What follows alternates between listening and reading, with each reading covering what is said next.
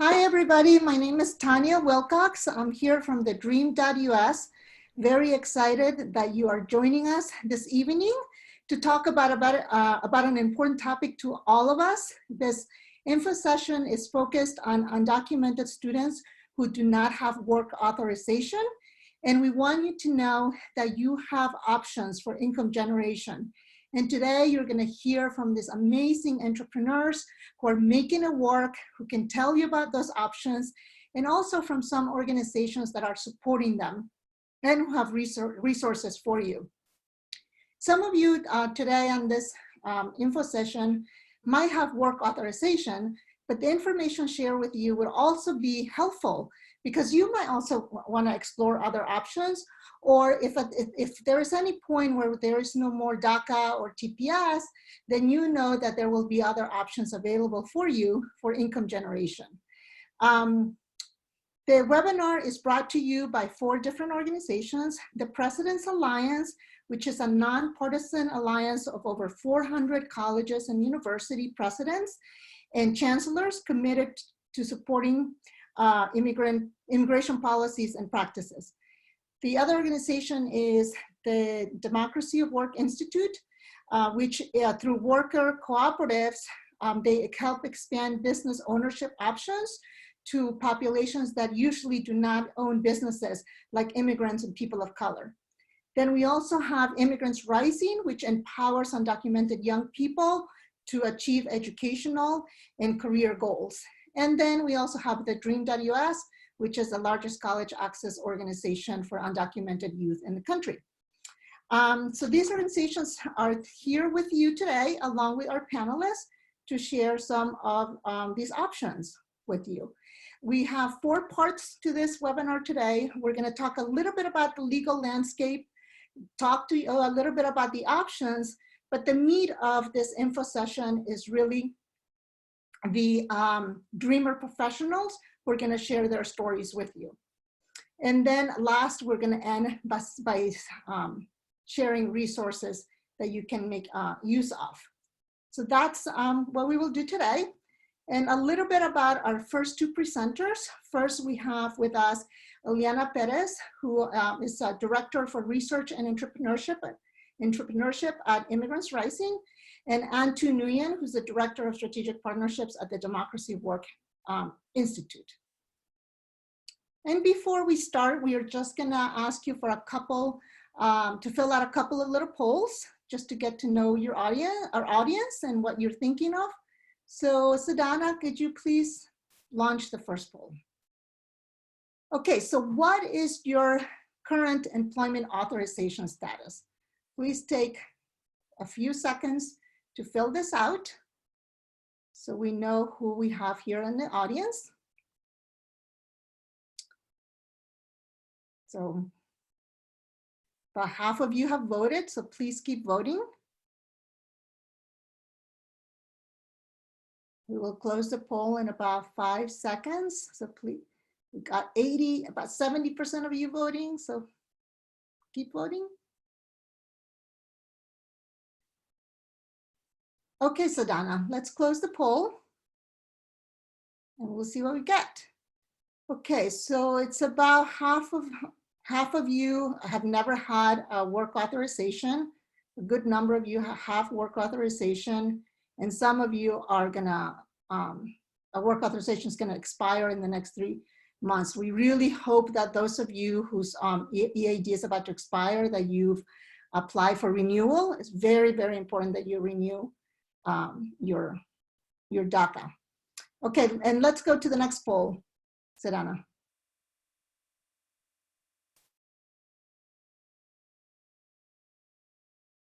Okay, so how confident are you that you can have a career and income without work authorization?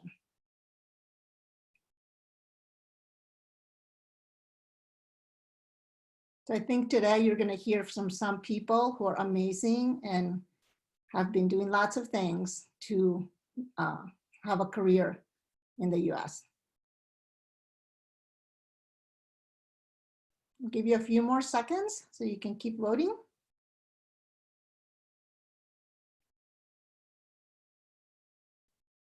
Okay, let's go ahead and close the poll, Sadhana.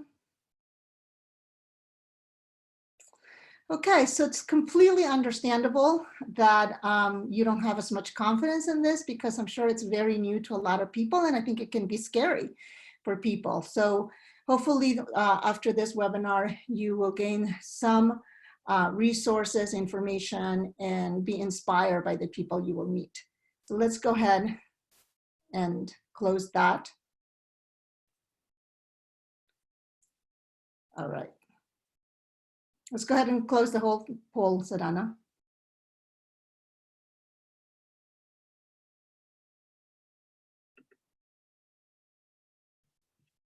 Let's see, okay. So with that, I'm going to turn it over to Ileana from Immigrants Rising, who's going to start telling you a little bit about the options you have. Great. Thank you so much, Tanya, and thank you to all the participants who are joining us today. I'm very excited to be here with all of you. Again, my name is Ileana Perez. I'm the Director of Research and Entrepreneurship with Immigrants Rising. I've had the great fortune of working alongside my colleague, Kathy Jin, the Executive Director of Immigrants Rising, really thinking about these issues related to post-college opportunities for undocumented individuals and income generation options, regardless of immigration status. And so I'm gonna, over the next 10 minutes, give you a very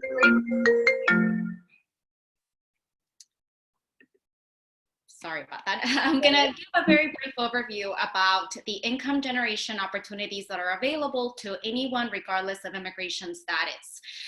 First of all, I'd like to say that these opportunities that we're going to be talking about are not employment.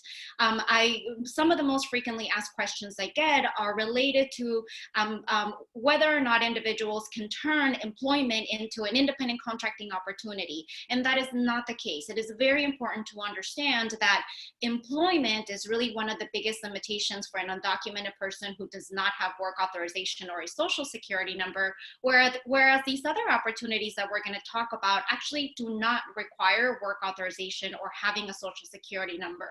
So it is very important to understand that there are clear differences, and unfortunately for individuals who do not have work authorization or social security number, employment may not be a possibility, but we are here to share many more opportunities that are available. So the way we typically talk about these income generation options are related to the concept of freelancing, which is often known as independent contracting, consulting, or participating in the gig economy. It doesn't necessarily require incorporating as a business. Individuals can do a variety of different professional consulting opportunities in many different industries across the board without ever having to really incorporate as a business. When individuals are ready to become full-on entrepreneurs and really scale their businesses, then individuals can incorporate. And there are lots of different ways to incorporate as a business, including a sole proprietorship where one individual owns the business, a partnership where two individuals own a business. And then from there are many other ways to incorporate, such as in C corporations and a limited liability corporation, and worker cooperatives, which we're going to hear about a little bit later in the presentation. Next, please. So in terms of legally, why is this a possibility for immigrants regardless of immigration status? It's actually all embedded in the Immigration Reform Control Act of 1986, IRCA, which, as many of you know, adjusted the status of millions of undocumented people. However, at the same time, it wanted to bar other undocumented individuals from coming to this country and working as employees, and that's where the I-9 system was created that does, in fact, require work authorization and green card. However, there was an exception embedded in IRCA that basically excludes individuals, and it's actually foreigners, from coming to this country to engage in investment, independent contracting, and business startup, which is completely different. In this case, independent contractors or entrepreneurs can actually use their ITIN to be able to earn a living in the United States through these means, as long as everybody pays their taxes. Next, please.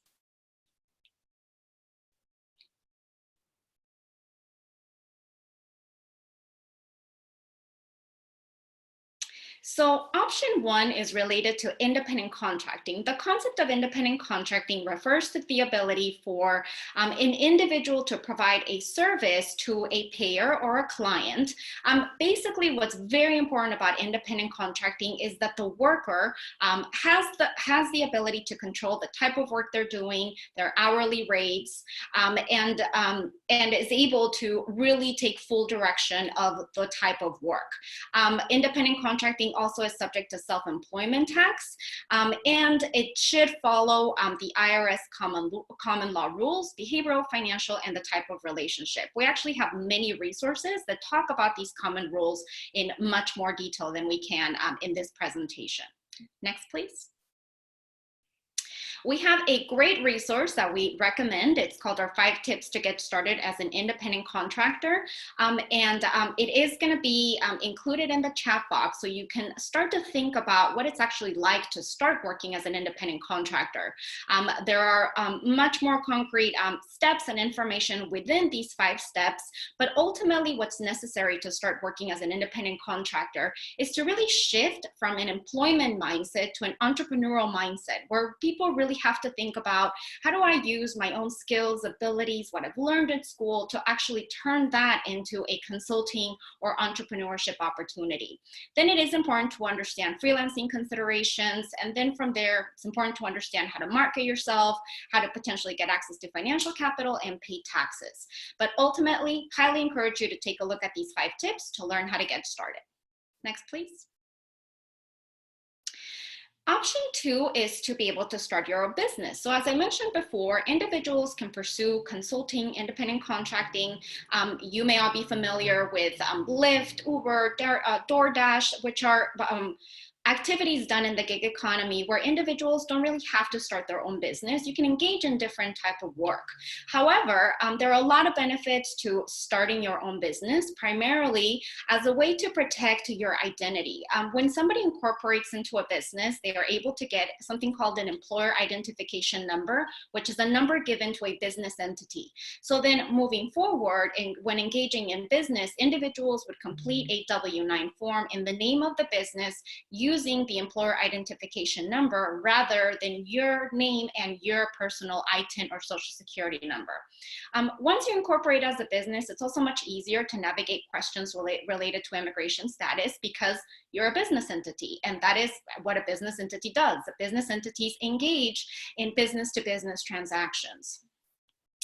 Another benefit of starting a business is that businesses are often exempt from freelancer laws, which typically are related to independent contractors and not so much businesses. So again, it's much easier to engage in these types of contracts when you are incorporated as a business.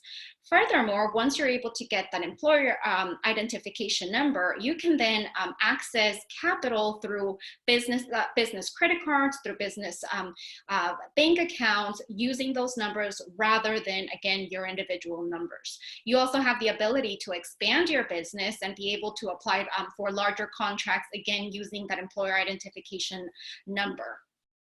And there are many other cost-effective benefits that we have much more information on in one of our resources called Choosing a Business Structure that we recommend. Next, please.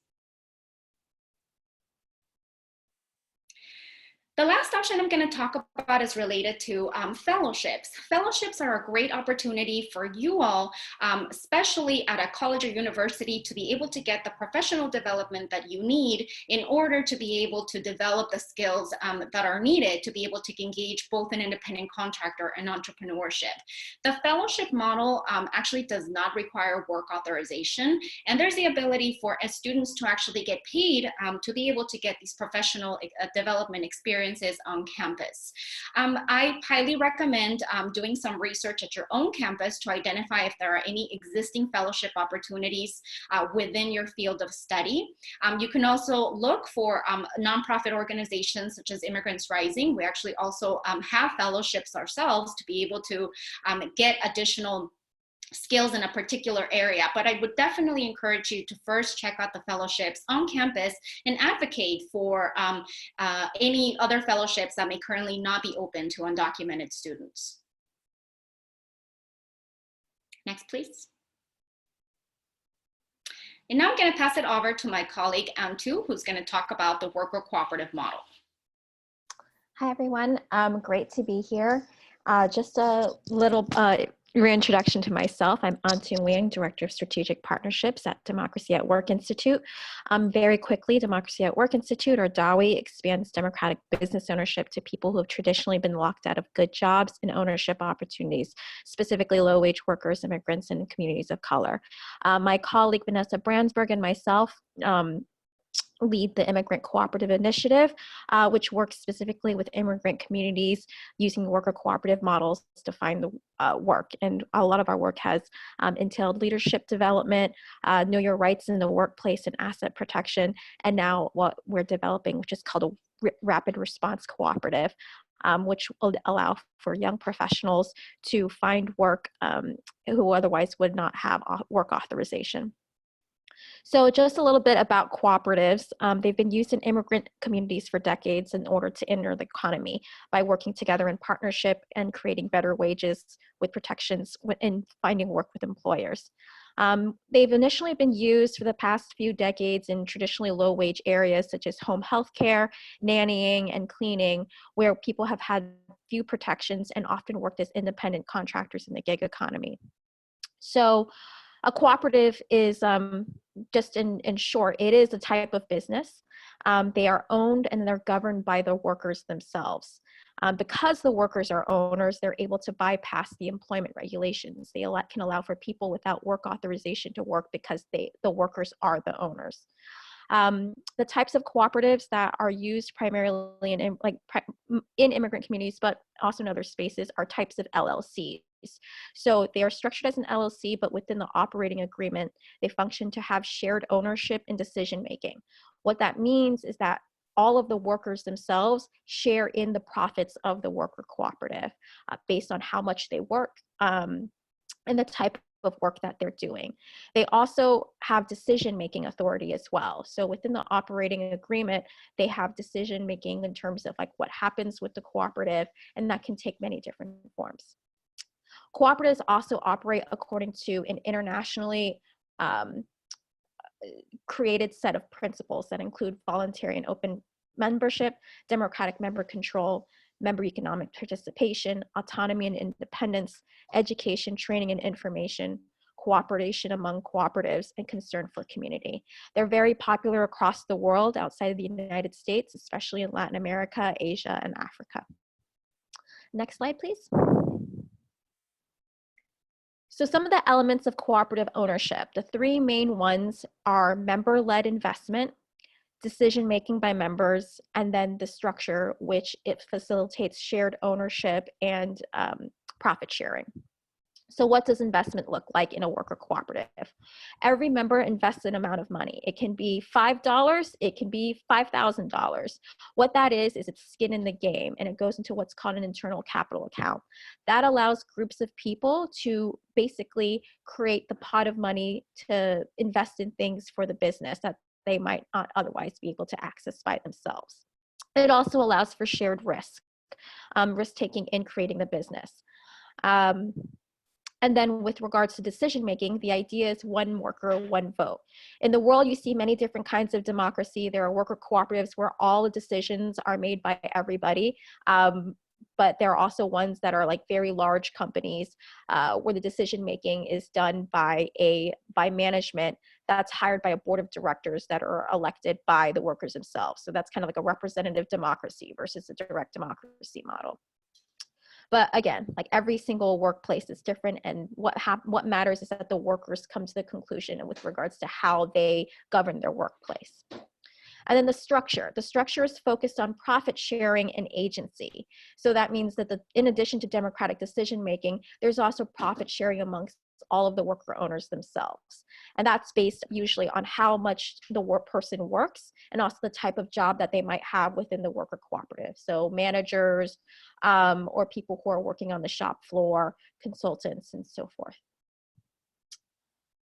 Next slide, please.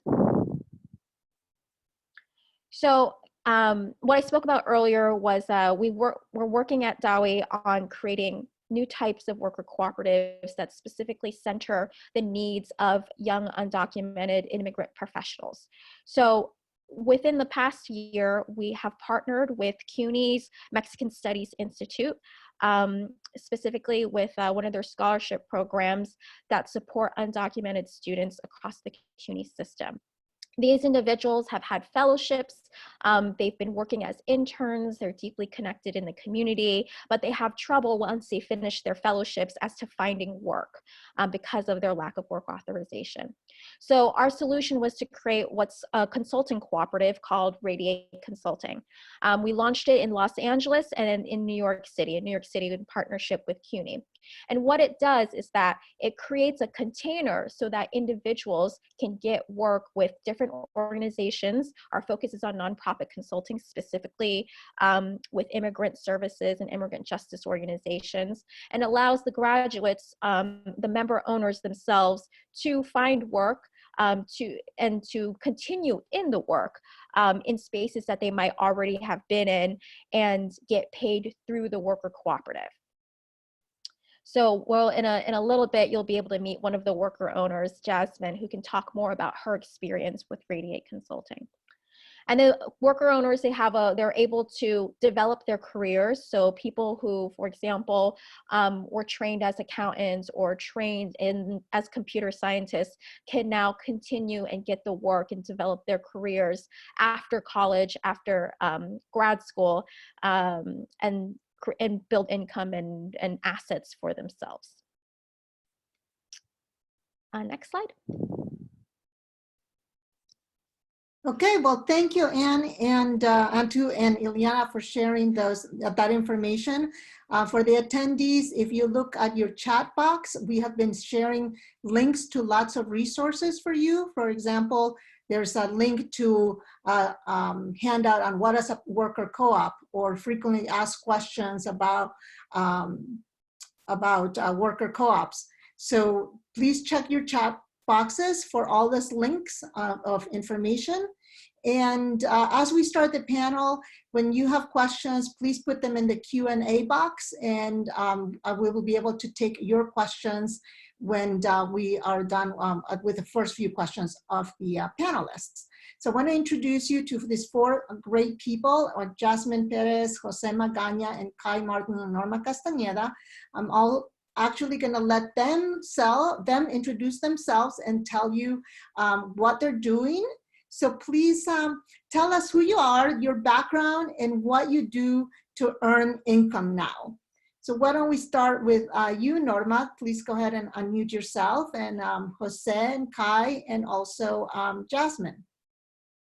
Hi, good afternoon, everybody. My name is Norma Castañeda. I immigrated to the United States at the age of 15. I'm originally from Michoacan, Mexico. I'm the oldest of 3 siblings, and I was raised in a single-parent household. I went to high school 3 years actually here in the United States, and then I attended a vocational school where I took administrative and clerical accounting classes after high school because I thought that I couldn't go to college. After that, I went to college. I actually have an executive assistant degree, accounting and real estate, and I also have a bachelor's in business administration. And that led me to do, to generate income. So what I do nowadays, I actually am a consultant. I do bookkeeping. I'm a payroll specialist. I do translation services. I'm hired for different projects for outreach coordination. I hold a license as a real estate agent and a notary public, and I'm expanding services into to become a loan signing agent. And I add on to my, as an additional source of income right now, I'm an entrepreneurship ambassador with Immigrants Rising, and that's a paid fellowship. So that's me. Thank you, Norma. Jose, please go ahead. Good evening, folks. My name is Jose Magaña Salgado. I previously did immigration policy for MALDEF and the Immigrant Legal Resource Center. I'm a DACA recipient myself. And I graduated from Arizona State University with business management. What I ended up doing was I was working for a few different organizations, one after another. I decided to do what I was doing for one organization for lots of different organizations. So I actually do the same sort of work that I did with my employment authorization document, but as an independent consultant as a sole proprietorship. I run a boutique, which just means small, immigration policy consulting firm here in Washington, D.C. My clients formerly have included United We Dream, AILA, TheDream.Us. Currently, my major role is Director of Policy and Communications for the President's Alliance on Higher Education and Immigration, one of the organizations hosting this webinar today. So I manage a consulting firm that has an over of $250,000 budget every year. I supervise multiple subcontractors as well who help me with work. And part of that is essentially doing things like setting up and executing meetings with members of Congress, with federal agencies, writing reports, doing research, writing memos, managing state and local immigration campaigns to help change our nation's immigration laws for the better. And I'm very, very lucky to be able to do that with a wide variety of different clients because I don't necessarily need to use my EAD and I'm able to do the same sort of thing that I was doing as a salaried employee, again, just for lots of different organizations as an independent contractor. And so this includes advocacy for undocumented folks, for DACA recipients, for international students, and more. And so I'm excited to talk more about that and learn about the other panelists today. Great, thank you, Jose. Kai, please go ahead. Sure. Hi, everyone. My name is Kai Martin. I'm a current DACA recipient from Trinidad and Tobago. I currently reside in Washington, D.C., came to the U.S. in New York at the age of 11. I'm a former TheDream.Us scholar. I'm a current alumni council member with TheDream.Us. And right now I'm also a fellow with an entrepreneurship fellow with Immigrants Rising. With my work authorization, I work at my university. I have a BA from John Jay in Law and Society, and I'm currently pursuing my master's in public policy at George Washington. Here at the University with work authorization, I train students with disabilities on how to use software and technologies in their classes, both with the law schools, with the physical therapy schools, and with all of the various departments at GW. Without work authorization, because of the expense of grad school, I do several things around campus. One of them is that I have a background in doing hair. I got that at the age of 17, just volunteering at a local hair salon in New York. And around campus, I've been doing braids and hair weaves, whatever they want, I would do so that I can earn that extra income. In addition to that, I do social media marketing, which is also one of my businesses.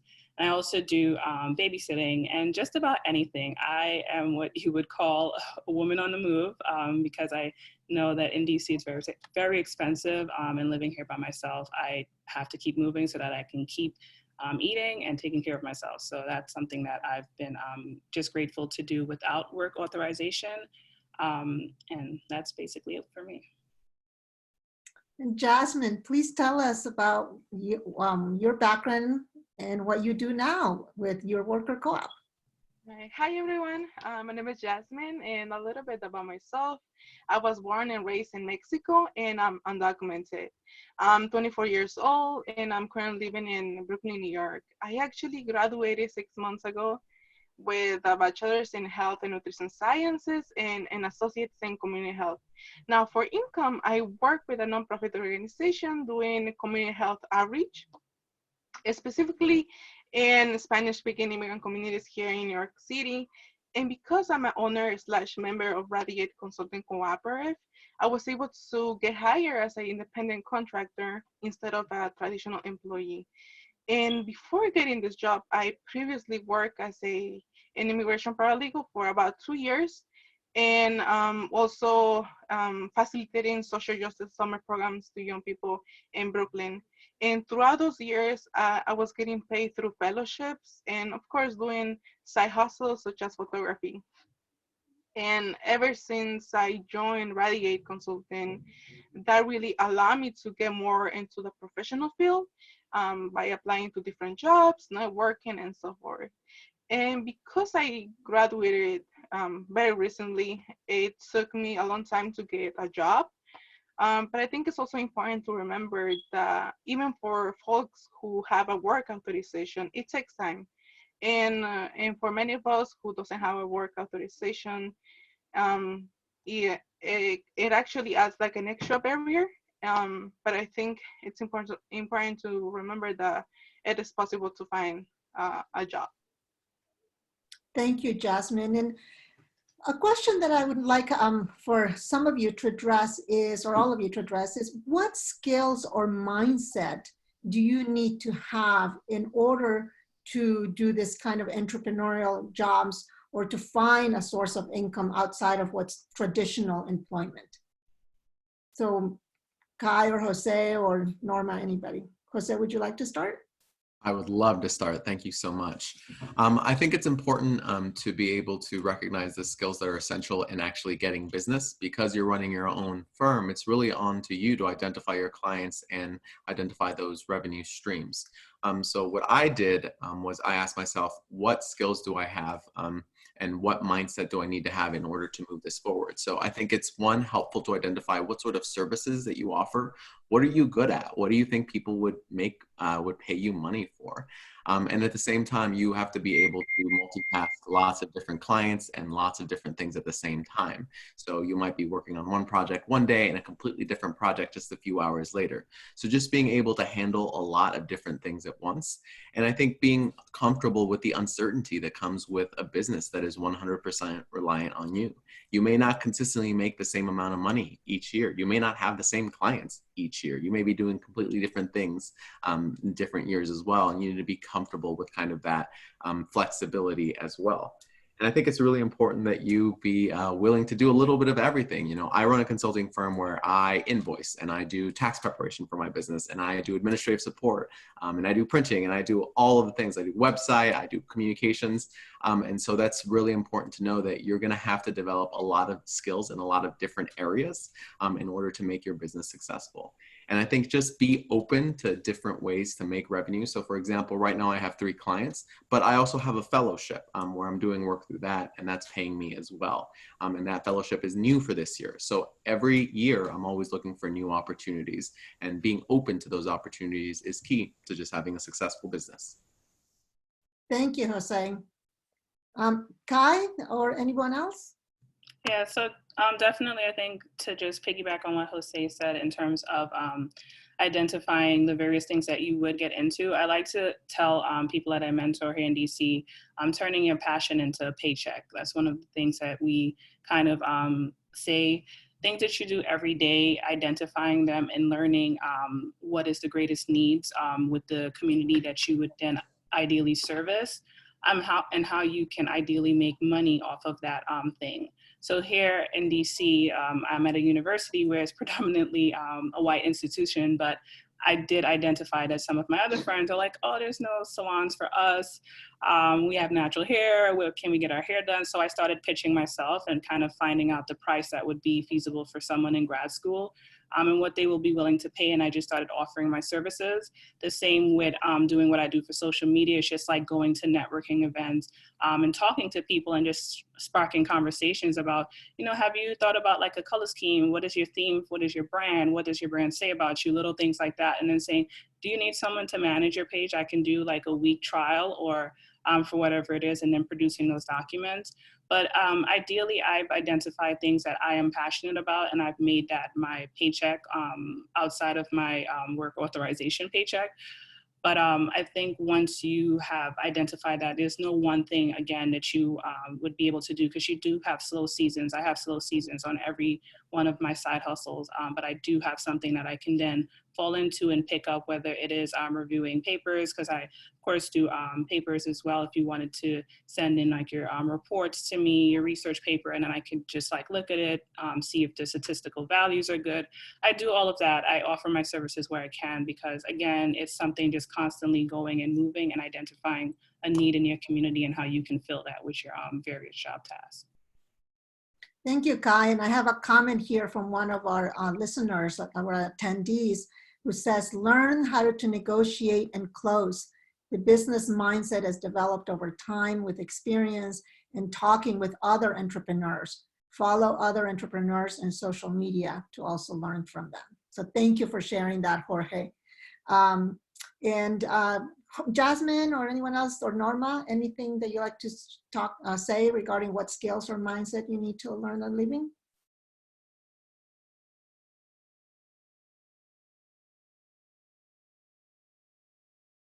I think the mindset is you need to be willing and open to start new things. It's going to be a new engagement that you go into when you go into consulting or as an independent contractor or starting your own business. And like Jose mentioned, you have to be willing to take different hats, because as a new business owner, you're going to have to do all kinds of things. You're going to have to do the administration, operations, the sales, become an expert or know at least about how to market or how to approach people and do the sales. And once you raise to the point where you can bring enough income, you can hire individuals, or you can also get people within your inner circle that can help you with some of those areas to launch your business or to expand. Mm-hmm. And tell us a little bit about what helped you get started in these independent contractor or businesses or the workers co-op. What was useful, or what resources you accessed to help you get started in what you're doing right now? Well, for me personally, what helped me start was getting connections in my network and relationships. And by connections, I mean friends and really people I met throughout school, work, internships, and colleagues. And for example, I'm an alumni of Unibeca's scholarship program by the Mexican Institute here in New York City. And because this institution has a partnership with DAWI, I was able to connect with them and went through the process, and I got recruited. And now I'm an owner and member of Radiate Consulting Cooperative. And in terms of relationships, a lot of my colleagues used to work and intern at the same place where I'm working right now. And many of the people within my network of the very same scholarship program of the Mexican Institute have already established this relationship. And the reason why I'm mentioning this is because what also helped me start was the fact that these institutions knew my story and were familiar with the type of work I do. So at the end of the day, I knew that I wasn't alone and I had their support. So getting work through connections, no, obviously not through rich people, right? But if then, but through your friends, mentors, and professors. And I think for many of you guys who are watching in the future, many of the times you will get job opportunities through your networks and partnerships that you get to create right now and throughout your career. Good. Thank you. Thank you, For Jasmine. me, thank you. Sorry. For me, it was having a diverse set of skill sets. For me, for example, I come from an entrepreneurial background through my family, and I didn't know this until like when I put the dots together. I started helping at my aunt's liquor store at the age of 7 by selling sodas and candy. Then when I moved to live with my grandma, when my mom comes to the US, I was only 10. I started helping at, my grandma was a street vendor. So she started selling mangoes and peanuts and different fruits. So basically I started helping with my own little stand on weekends right after when I was not going to school from the age of 11 to 13. So since that age, I already knew how to handle cash and how to do sales transactions.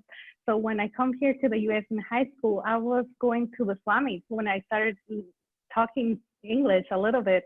And then I went to a vocational school where I took data entry and Microsoft program classes and accounting classes. And later on in college, I was taking business classes, and my business classes basically sent us to like actually work with small business owners to like apply the skills that we were learning in school in accounting and finance and management and marketing. And so we got to have hands-on experience that way through the school. But then I also got involved. I'm a co-founder for a student organization at my university. So I actually went out there to like do volunteering, doing presentations, promoting for other students to go to college. We had to do fundraising to actually bring in money to pay for our school and tuition. And then I volunteer with the VITA program for the IRS to do income taxes for individuals. And then I started volunteering with the LA Chamber of Commerce. And then I started volunteering with different organizations. So you don't see it at the beginning, but all those skill sets basically build up for you to already have skills that you can apply either in a job, or you can actually apply them for you in your own business. And so that was something that for me helped me to like make the move. I already had work experience, but that basically made the jump for me to like, I already do this for somebody else, I can do it for myself. Great. Thank you, Norma. I want to give you some questions that are coming in. There's a question specifically, I believe, regarding licensing. Can you give advice to students in fields that require license, like in social work or healthcare? Norma, you mentioned having a real estate license. Can you talk a little bit about when you are in a career that requires a license, what you can do if you don't have work authorization? I believe, Jose, you might have been able to talk a little bit about this. And I'm also going to share a resource in your chat box to all of you from a website that has information about licensing in different states. So I'll be doing that while Jose talks a little bit about this.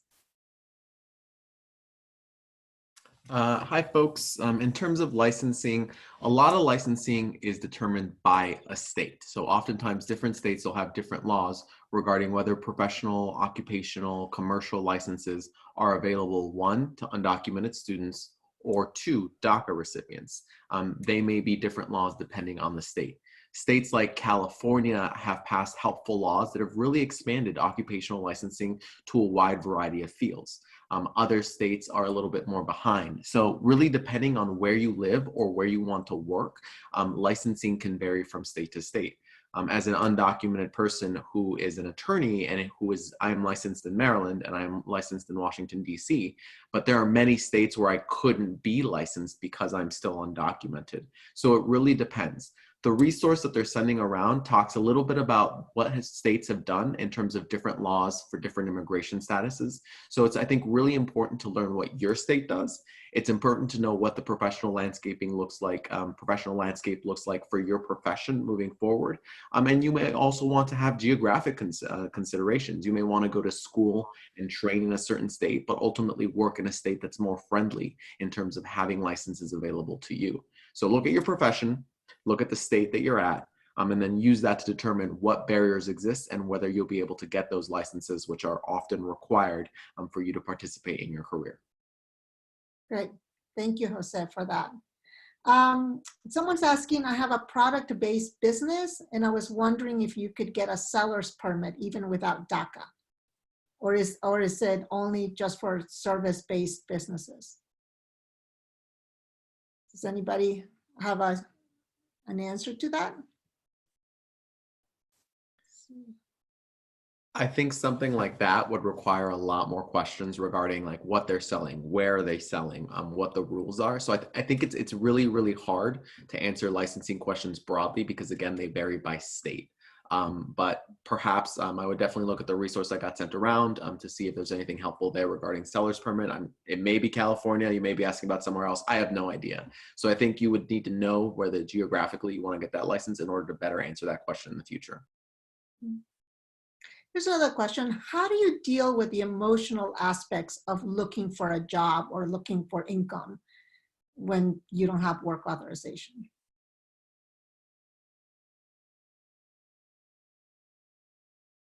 I will take the question. I think basically I think it's a combination of your network. I will tell you that for us, going through college, when there was no DREAM Act, there was no financial aid, there was no resources, there was no work permit. For us, it was just a time that connecting with other individuals, and that's why we form a student organization, and that's why many colleges put together student organizations, because we become a support group to each other. And then partnering with allies that are willing to help and to be a resource and to connect you and give you opportunities, especially to go into consulting or independent contracting, where they know your skill set, or they know the experience that you might have, or the skills that you acquire in college, that will be willing to take you to give you opportunities to go into areas where you can use your skill set as an independent contractor. But basically, I will say working with individuals within your community and supporting each other. I think that it's building your own side family that you pick by choice, and we can support each other. So that's what helped me particularly to like deal with my emotional well-being. Thank you. Thank you, Norma.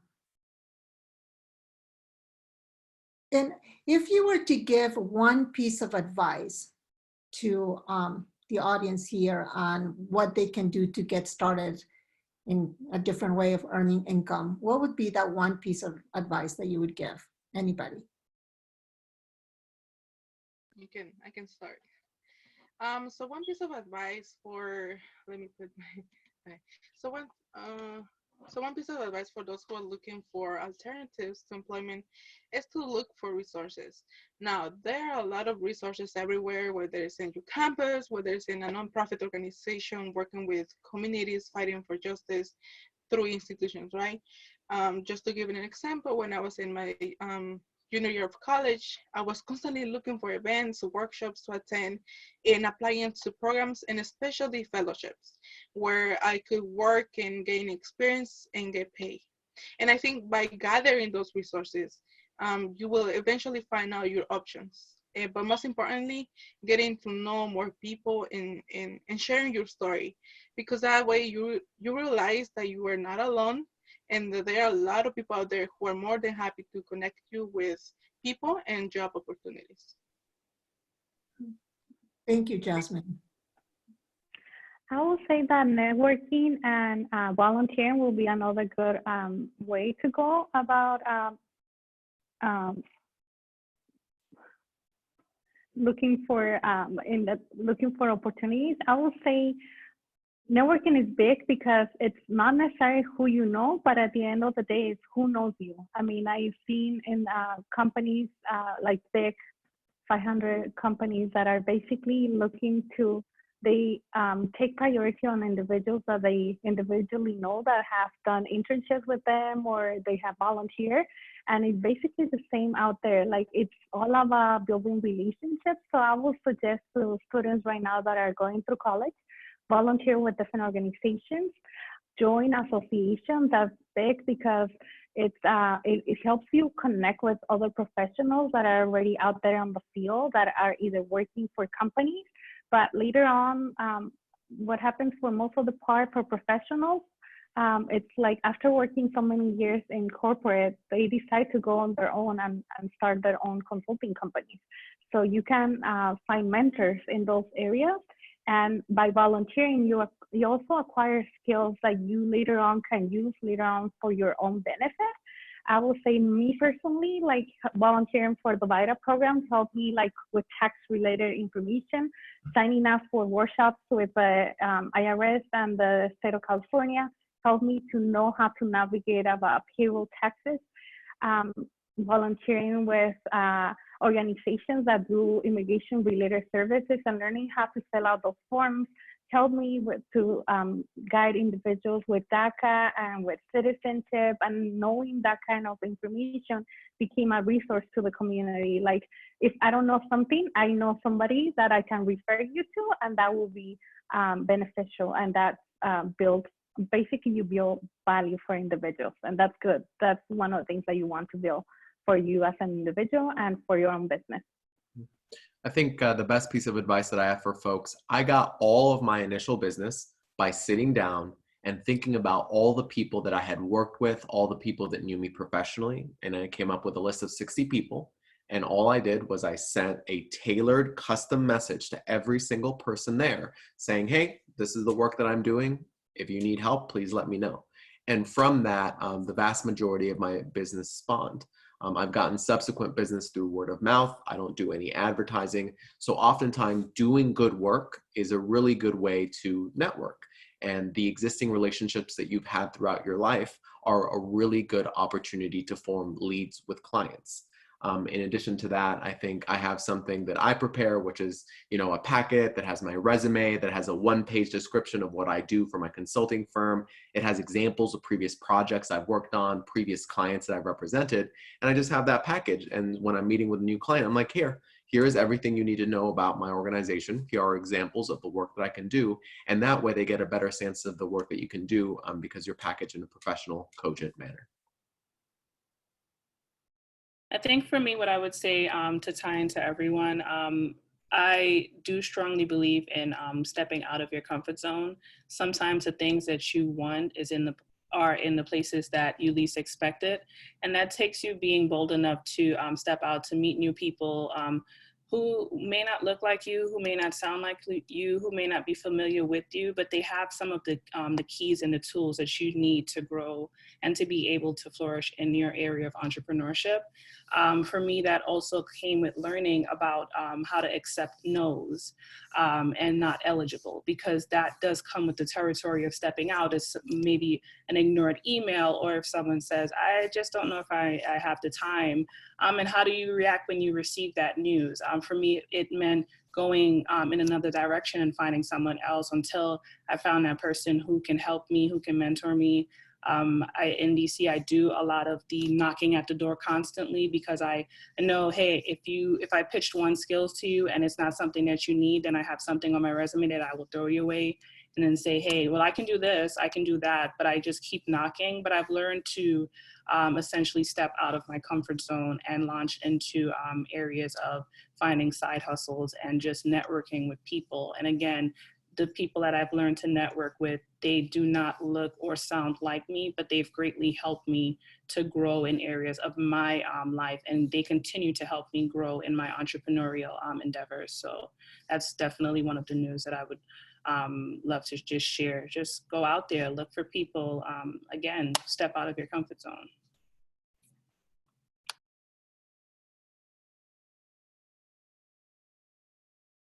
Oops, I was muted there. So thank you for sharing all of that. One last question is, how do you approach your bringing up your status when you're networking? Do you do it at all? Or do you have to, since you are doing independent contracting or doing running your own businesses? It depends. It depends on the audience that I'm talking to. There are some audiences that I am talking to that I do not mention my immigration status at all, but there are, an example, there was an internship that I really wanted to do in DC, and it was being a policy researcher for a think tank. And I had to mention that I was a DACA recipient. It did make a big difference that I did mention that to them, because I would be meeting essentially with some of the senators on their behalf to just kind of like research and filter information. So them knowing that kind of helped them, because there were some senators that ideally did not want to meet with me. And I know that's weird to say that, but there were some that just did not want to meet because of the closeness of the relationship and the concern that meeting someone, I may say, hey, can you just please push and support something, a pathway for us? But that was not my intentions. But that was something that the attorneys did kind of prep me for. Then there's other times where I just don't mention it. I do my work and I let my work talk for me. But again, it really depends on my audience. I do filter out my audience. I kind of listen to hear where they are, kind of like probe certain questions just to kind of see their knowledge in it, because sometimes you may say to someone, I'm documented, and I've had people say, what is that? And these are people in like really key positions, but they just don't know what it meant. And I had to then explain it further, but I don't use it if as off the first thing in my conversation. It's just like engaging, seeing where they are, kind of assessing my atmosphere, and then making a decision of what information I would share, whether it's strictly based on my experiences or if I'm going to incorporate experience as well as my immigration status. Similarly, if I'm applying for a job with a client that does immigration advocacy or civil rights, I tend to leverage my DACA status, because that's something they want to know, that they're supporting a DACA recipient. I won't always mention it, but in situations like the fellowship that I have now, they were really looking to get more people of color and more immigrants, and they opened up the fellowship to DACA recipients for the first time. And so I definitely mentioned that in the application, because I population that they were reaching out to. So definitely assess every relationship and determine whether or not you leveraging that status would ultimately be helpful to disclose. Thank you. Thank you for that. I want to thank all you, the panelists, for joining us today. You could see their email addresses on the slide. I'm sure all of them are happy if you reach out to them answer questions. Sorry, Kai, I think I might have left your email address out of that slide. But if you wish, you can put it in the chat box so that people can grab it. And with that, I want to turn it over to Ileana, because she wants to share some resources that are available for you. But actually, I'll start with you, Antu, to talk a little bit about the resources that the Democracy Work Institute has.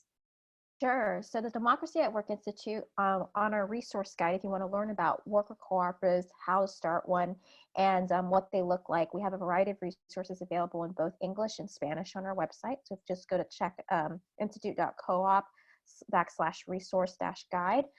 In addition, our sister organization, the U.S. Federation of Worker Cooperatives, hosts a monthly first Friday webinar on startup worker cooperatives.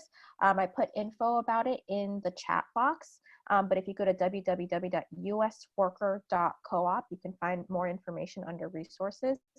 And then finally, if you're interested in learning more about joining Radiate Consulting Cooperative or learning about it, we are in the process of replicating it across the country.